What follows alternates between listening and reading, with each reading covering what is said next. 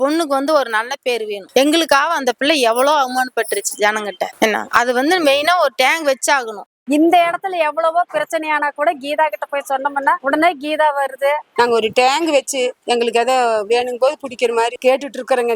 ஏதாவது பண்ணுனா எங்களுக்கு எல்லாத்துக்கும் கொஞ்சம் சௌரியமா இருக்கு சாமி. யாராச்சும் ஒரு இறந்துட்டாலோ அந்த மருந்து போடுறதுல இருந்து எல்லாமே கம்ப்ளீட்டா எல்லாத்தையும் பார்த்துட்டு. தண்ணிக்கு தாங்க எங்க பிரச்சனையே. ஆனா அந்த தண்ணிக்கெல்லாம் அவங்க எப்பவுமே ஃபோன் பண்ணோம்னா உடனே அதுக்கு ரெஸ்பான்ஸ் பண்ணி அது வர்ற அளவுக்கு நம்மளுக்கு ரெடி பண்ணி கொடுத்துருவாங்க. ஜாமத்துல போன் பண்ணா கூட உடனே எடுத்து என்ன ஏதுன்னு கேட்டுருவாங்க. கீதா சேகர் அவர்களுடைய கணவரான சேகர் அவர்கள் மார்க்சிய சித்தாந்தத்தை கடைபிடிச்சிட்டு வந்ததுனால சிபிஎம்ல கட்சி பணியாற்றி வருகிறார். இவங்களுடைய இன்ஸ்பயர் ஆகிதான் கீதா சேகர் அவர்களும் சிபிஎம்ல இணையறதா முடிவு பண்றாங்க. இவங்க வார்டு கவுன்சிலராக இருந்த போதும் சரி, வார்டு கவுன்சிலராக இல்லாத போதும் சரி, மக்களுக்காக தண்ணீர் தட்டுப்பாட்டை உருவாக்காத வகையில் செயல்பட்டிருக்காங்க.